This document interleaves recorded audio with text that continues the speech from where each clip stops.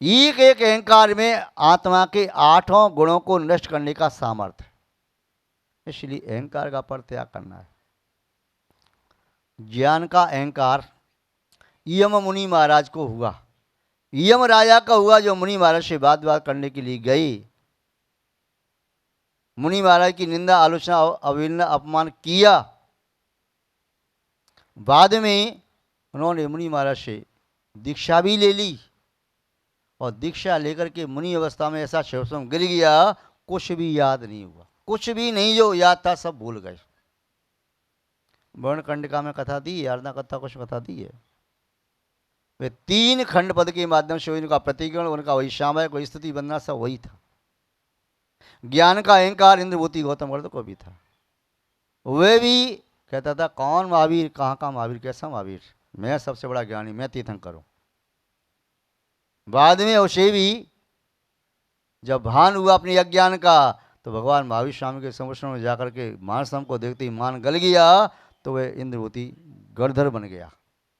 जब तक मान नहीं गला तब तो वह संसार का ही संवर्धन कर रहा था। अन्य अन्य प्रकार की और भी बहुत से उदाहरण हो सकते हैं। पूजा का उदाहरण, पूजा प्रतिष्ठा।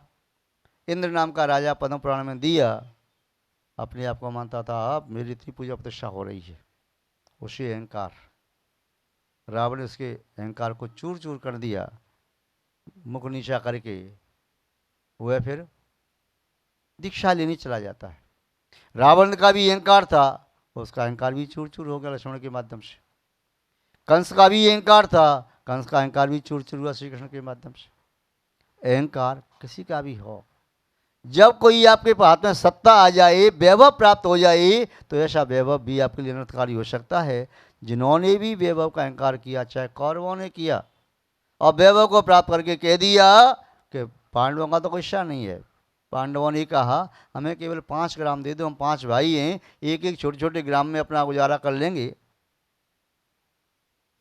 2 न्याय अगर तो आधा दो, पर इसमें भी यदि वादा हो तो दे दो केवल 5 ग्राम, रखो अपनी भूमि तमाम, हम वही खुशी से खाएंगे, परिजन पर असन उठाएंगे। दुर्योधन वह भी दे न सका, आशीष समाज की ले न सका, उल्टा हर को बांधने चला, जो था साथ साधने चला। जब नाश मन पर छाता है, पहले विवेक पर जाता है। इत्यादि कविता, पूरी कविता है। तो अहंकार जब आता है तो कहता है मैं नहीं दूंगा, सुई की नोक के बराबर नहीं दूंगा, तुम 5 ग्राम की बात करते हो। जब किसी की पूजा प्रतिष्ठा हो रही हो और कोई व्यक्ति आकर के कहे महोदय हम आपसे निवेदन करना चाहते हैं, एक ऐसी ऐसी गलती है, कैसा कहता है। उस समय पूजा हो रही है तो उसमें तो उसका अहंकार चढ़ा हुआ है, परंतु वह पूजा हमेशा होती नहीं। आपके पुण्य का उदय चल रहा है, आज हो रही है, कल आपकी पूजा के स्थान पर, वंदना के स्थान पर निंदा भी हो सकती है। आज आप वंदनीय हैं, कल निंदनीय भी बन सकते हैं यदि अहंकार के साथ जिएंगे तो। ज्ञानम पूजा कुल, कुल का अहंकार क्या करना। अपचर्य राजा हुआ, धर्मावत कथा दी है। कुल का अहंकार, मैं उच्च कुलीन हूँ। और भी कई राजाओं के उदाहरण, मृत्यु को प्राप्त करके विष्ठा में कीड़ा हो गई, काय के कुल का अहंकार। अभी मनुष्य नारकी बन गए, कहीं और अवस्था को प्राप्त हो गई। तो ये कुल हमेशा नहीं रहता, जब तक मनुष्य है तब तक इस कुल का अहंकार क्यों करना, इस कुल का सदुपयोग करो। आप जानते हैं 2 कुल हैं, नीच कुल गोत्र और उच्च गोत्र। हमेशा जीव उच्च गोत्र में नहीं रहता और हमेशा नीच गोत्र में नहीं रहता। नीच गोत्र में पड़ा हुआ जब भावना भाता है कि मुझे उच्च गोत्र की प्राप्ति हो, मेरा कल्याण करूं, नीच गोत्र में रह करके सेवा करता है, पुण्य कमाता है तो उच्च गोत्र को प्राप्त करता है। फिर उच्च गोत्र में आकर जो अहंकार करता है तो फिर नीच गोत्र में चला जाता है। ज्ञानम पूजाम कुलम जातिम, जाति का अहंकार, जाति की गर्व से पूर्व में उच्च वर्णी वाले लोगों ने शूद्रों के प्रति अत्याचार किए होंगे, तो फिर ये पलटता हुआ जमाना, फिर अब ये हुआ कि जो पहले निम्न थे उच्च स्थान पर, उच्च वाले निम्न स्थान पर। भरत चक्रवर्ती चंद्रगुप्त के स्वप्न में आपने देखा हाथी पर बंदर बैठा है। इस पंचम काल में कुल आदि का इतना भाव नहीं रहेगा, प्रभाव नहीं रहेगा। निम्न गोत्र कुल वाले व्यक्ति भी साम्राज्य को प्राप्त कर सकते हैं, राज्य अवस्था को प्राप्त कर सकते हैं।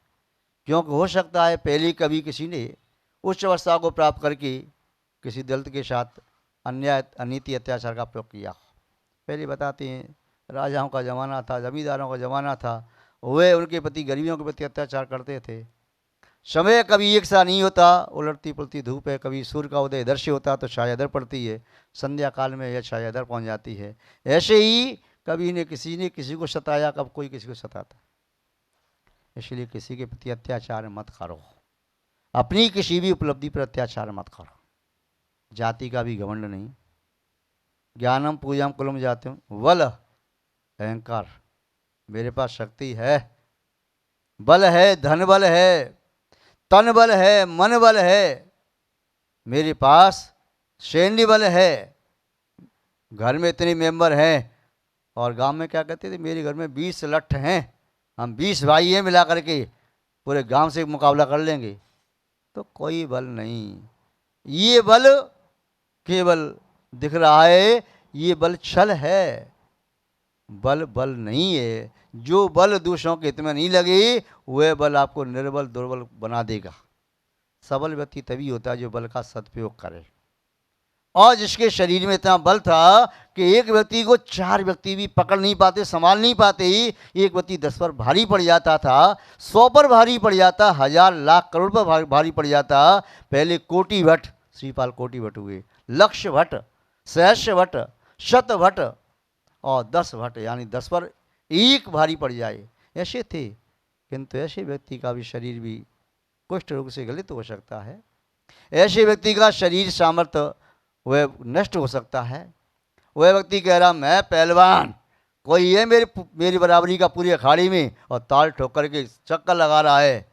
वही पहलवान 3 दिन बाद देखा, दस्त लगे, लूज मोशन हुआ, 72 घंटे में 100 बार से ज़्यादा शौच के लिए गया, आंखों में अंधेरा छा गया, खड़ा नहीं हो पा रहा है, चक्कर खा के गिर पड़ा।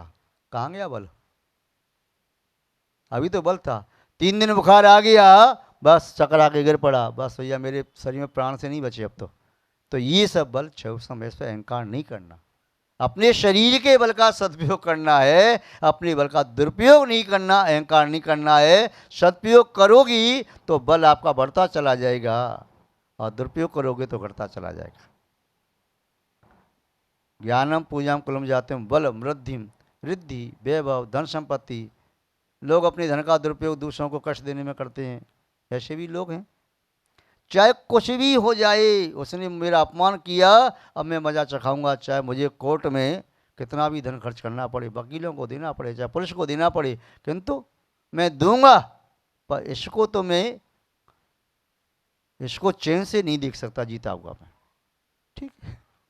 दुरुपयोग कर रही, किंतु वह धन हमेशा नहीं रहता है। जिसने दूसरे को जो दिया, सुख दिया तो सुख मिला, दुख दिया तो दुख मिला, वह धन हमेशा नहीं रहा। यह धन जिसके पास ज़्यादा हो गया तो बुद्धि भ्रष्ट हो गई, तो नरक आयु का बंद कर लिया, और जिसने उसका सदुपयोग कर लिया तो उसने स्वर्ग आयु का, देव आयु का बंद किया, और वह पुण्य के भाव से परंपरा से मोक्ष भी प्राप्त कर लिया। तो सदुपयोग करने से तो सुगति निश्चित है, दुरुपयोग करने से दुर्गति भी निश्चित है। तपस्या का मद। द्वैपायन मुनि भगवान नेमनाथ की दिव्यध्वनि में खिर गया जब श्री कृष्ण ने पूछा कि द्वारका कब तक रहेगी। उन्होंने कहा 12 साल तक।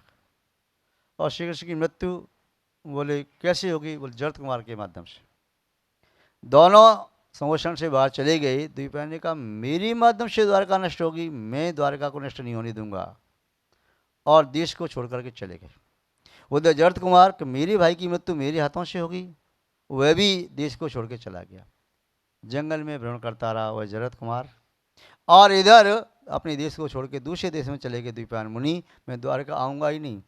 12 साल तक द्वारका की मर्यादा कहिए, 12 साल तक नहीं आऊँगा। द्वारका नष्ट देखो कैसे होती है। वह तपस्या करने लगी, भगवान की वाणी मिथ्या करना चाहते, और अपनी तपस्या का बहुत तपस्या की कि मेरी माध्यम से द्वारका नष्ट न हो। भगवान की वाणी 12 साल पूरी हो गई, लौट करके द्वारका के पास आए, देखते हैं कि द्वारका है कि नहीं है। भगवान ने कहा द्वारका नष्ट होगी द्वैपायन मुनि के निमित्त से, और शराब के माध्यम से होगी, तो शराब को बाहर फेंकवा दिया यमुना के किनारे, उधर कुंडों में भरी हुई शराब, यमुना नहीं द्वारका के आसपास जहाँ पर शराब फेंकवा दी। युद्धवंशी राजकुमार शिकार खेल करके आ रहे थे, घूम करके जंगल से आ रहे थे, प्यास लगी तो वहाँ पर कुंड में देखते ही जलनुमा दिखाई दिया, शराब को पी के मदोन्मस्त हो गई। द्विपायन मुनि तपस्या कर रहे थे। उन्होंने सोचा 12 वर्ष पूरी हो गई तो द्वारका बच गई, अब कोई बात नहीं है। बेगिनती करते समय लौण का महीना आता है ना, 3 वर्ष के बाद 1 महीना ज़्यादा आ जाता है, उसे छोड़ गए तो 4 महीने पहले आ गए। और जैसे 12 साल पूरा हुआ, युद्धवंशी राजकुमारों ने शराब के नशे में आकर के उन पर अवसर किया। बहुत बड़ी तपस्वी थे, बहुत बड़ी तपस्वी थे द्विपायन मुनि, बहुत तपस्वी। भी राजकुमारों के अपशब्द सुनते रहे, सुनते रहे, सुनते रहे, बहुत सहन करते रही, किंतु राजकुमार ने अपशब्द नहीं कहे। ये वही व्यक्ति है हमारी द्वारका को जलाएगा, इसको हम छोड़ेंगे नहीं, हमारी द्वारका स्वस्थ रहना चाहिए। उनके ऊपर उपसर किया, कंकड़ पत्थर फेंके, उनके ऊपर विष्ठा और लवशंका आदि फेंकी, इसको हम छोड़ेंगे नहीं। तो मुनराज ध्यान में बैठे रहे, बैठे रहे, किंतु जब सहनशीलता से ज़्यादा हुआ तो क्या हुआ? ये हुआ, एक आचार्य कहते हैं उनके शरीर से तेजस पुतला निकला और तेज पुतली ने जाकर के द्वारका पूरी जला दी। दूसरे आचार्य कहते हैं कि मुनि महाराज आठ प्रणाम से मर करके अग्नि कुमार देव हुए और पुनः अग्नि कुमार देव ने जाकर के द्वारका को जला दिया। श्री कृष्ण और बलभद्र दोनों क्षमा मांगने के लिए आए तो उन्होंने 2 उंगली उठा के कहा बस आप 2 ही बचेंगे, बस तीसरा नहीं। श्री कृष्ण ने घोषणा कर दी जिन्हें बाहर जाना है, दीक्षा लेना, कल्याण करना, जाओ, द्वारका बचेगी नहीं। जो लोग जाना चाहते बाहर चले गए, नहीं तो सभी वहीं मृत्यु को प्राप्त हो गए। महानुभाव, तप यदि बहुत तप है, संयम काम कुछ नहीं है तो ना हो सकता है। तप का अहंकार भी नहीं होना चाहिए। कई बार साधक तपस्वी होती है ना, जो जितना तपस्वी हो उससे उतना ज़्यादा दूर रहना। क्यों? सामान्य व्यक्ति का क्रोध तो सहन किया जा सकता है, जिसे कभी क्रोध नहीं आता है, ऐसे तपस्वी के सामने पहुंच गई और उसका कब मन खराब हो जाए आपके माध्यम से, अपने पूरे तप को आप पर झोंक सकता है, अपने तप को नष्ट करके आपको नष्ट कर सकता है। इसलिए तपस्वी यदि विवेक पूर्वक क्षमा से सहित होता है तो उसका तप सार्थक होता है, और यदि अपने क्रोध आदि पर नियंत्रण नहीं कर पाता है तो तपस्वी का तप स्वयं के लिए घातक हो जाता है। बिना रिद्धिधारी मुनि महाराज इतना घात नहीं कर सकते जितना घात एक देश सिद्धि वाले मुनि महाराज कर सकते हैं। बपू शरीर का अहंकार, लक्ष्मीवती याजी को उदाहरण आते ही उनका शरीर बहुत सुंदर था, श्रीपाल का शरीर बहुत सुंदर था, कामदेव थे, किंतु शरीर में कुष्ठ रोग हो गया, शरीर गल गया। लक्ष्मीवती का श्रृंगार उसका पति कर रहा था, मुनि महाराज परगान आर के लिए आई, उसने मुनि महाराज को अपशब्द कहे और वह मुनि महाराज आर देने के लिए उसका पति गया, लौट के देखता है तो रानी के शरीर से कुष्ठ रोग फूट पड़ा। शरीर सौंदर्य भी पुण्य के माध्यम से है, पाप का उदय आता है। तो जो बाल्य अवस्था में कितने सुंदर जैसे लगते थे बालक, और वो युवा प्रौढ़ अवस्था में ऐसे काली से लगते हैं, बीभत्स लगते हैं, तो अपने सुंदर रूप का भी अहंकार नहीं करना। ये सुंदर रूप भी अहंकार का कारण बन सकता है। इस सुंदर रूप को प्राप्त करके पुण्य कमाना, पाप नहीं कमाना।